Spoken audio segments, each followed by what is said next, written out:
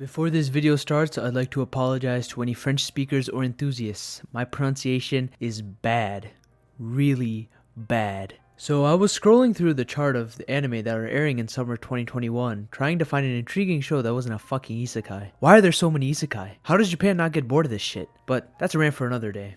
Anywho, while I was scrolling, a certain show caught my eyes. Vanitas no Carte, or The Case Study of Vanitas. Studio Bones? The same author as Pandora Hearts? Sign me up. I don't even know why I said the second part. I haven't even read Pandora Hearts yet. I just thought the box sets were pretty, but I'm probably going to read that next. The story is set in steampunk Paris, in presumably the 19th or 20th century. Along this already intriguing location, vampires are present in this version of the world, silently living side by side with humans. Their existence is thought to be fictitious to most humans, as vampires have learned to not show their trademark red eyes or fangs in order to live peacefully among human society. Still, there are various organizations present that deal with vampires, from the Vampire Senate, who are basically the heads of vampire society, to the chasseurs, whose job it is to hunt down vampires. They're constantly at odds, and we learn more and more about the complex relationship between them and vampires. A relationship filled with companionship, betrayal, and mistrust. But I'll get onto that later. There are also people who are half human and half vampire, known as dampires or dampiers.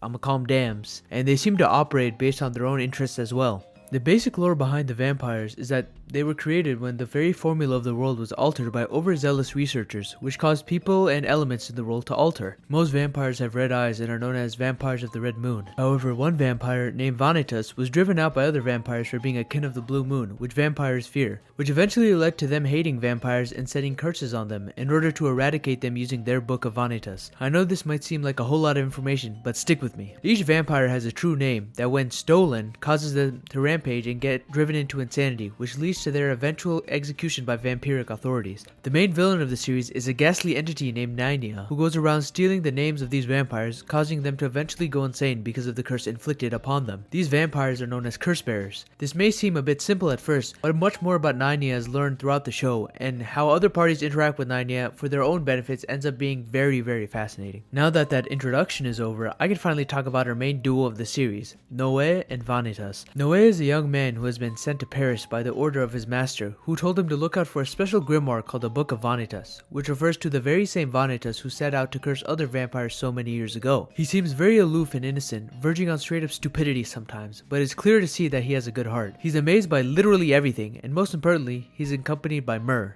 Look at Murr. I can just end the video right now. Murr should be enough to convince you to watch the show. Vanitas, on the other hand, is, well, a bit of an ass. On the surface, he's very brash, arrogant, and reckless. He does very questionable things, forces himself onto people, and goes from threatening to kill to making friends within the blink of an eye. By all intents and purposes, he is the worst. He took up the fear name of Vanitas among vampires and is labeled as a quack doctor, using the legendary Book of Vanitas to cure rampaging vampires of their curses despite being a regular human himself. At least, that's what he says. Noe and Vanitas first meet aboard an airship heading to Paris with different missions that ended up in their crossed paths and partnership. Their first interaction with each other comes from trying to help a vampire named Amelia, who has begun to rampage due to her true name being stolen. Vanitas and Noe clash immediately due to their differing personalities, and before they knew it, they were running about Paris under watchful eyes, curing rampaging vampires with Vanitas' legendary book. Although the first episode did end with Noe saying he eventually ends up killing Vanitas, I thought I'd be in for a more episodic, bizarre comedy as I started. But as the series progressed, it got more and more complex as we looked beyond the surface of our cast of very peculiar personalities. Everyone has a dark and traumatizing past. I mean,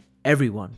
Except Murr. Murr is elite. We learn that Noe, who seems very naive, is the descendant of a legendary vampire family who had died off long ago. He's seen his best friend get murdered right in front of his eyes. He's been shut off from the rest of the world for the longest time, which is why he's always so amazed by anything, even slightly worth remembering. Then we get to Vanitas, who I think is by far the most interesting character in the series. We get to see that under his arrogant guise, he's a very fragile person who thinks of himself as being no one worth caring for. He can't comprehend anyone ever liking him, and his past is, well, really fucked up. His development throughout the story is honestly one of the best I've ever seen, and he's quickly risen up my list of favorite characters in general. In addition to those two, the rest of the cast is extremely vibrant and are written wonderfully by Jun Mochizuki. As the story goes on, different parties are introduced, some vampire, some human, or some a mixture of both, all with different agendas in mind. We learn about the different chasseurs and the traumatic events they've gone through, and come to realize that the line between vampires and humans isn't as black and white as we think it is. All these parties try to toy with our two main characters, whether it be to extort them or ally themselves with them. The best of them all is Jean. or Jean. Saber. I'm just gonna call her Jean. She's a Boro, which is basically a vampire that's a vampire slayer. Why? Cause fuck vampires. That's why. I'm just kidding, you'll learn about that later, as the history of vampires is sprinkled throughout the series and we get more and more about the conflicts between vampires and humans. All you gotta know now is that she is best girl. Seriously, this cast is so good and the character design is delicious. Literally. Cause they're vampires.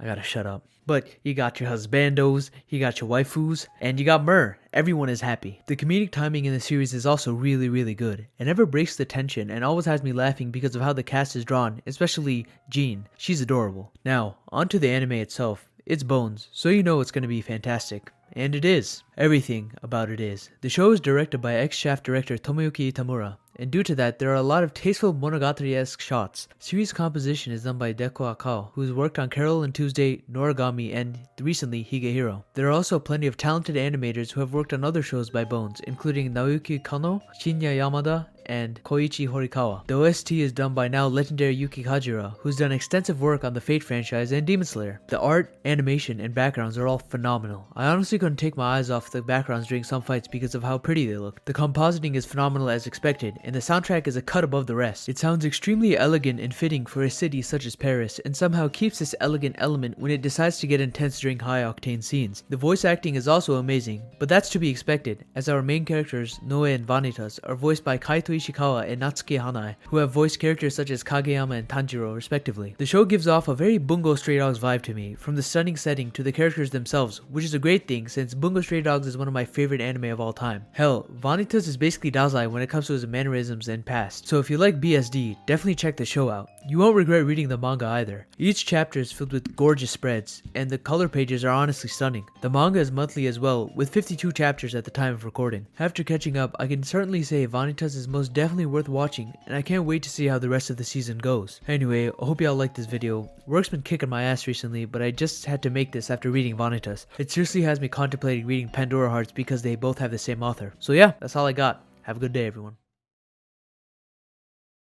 Also, if you like biting and kissing, because it's a fucking vampire show, I feel like you're watching that for that element somewhat. There's a lot of that. Like, there's a lot of that. I thought the manga went ham with it, but the anime kicked it up another notch. Like, these motherfuckers are kinky.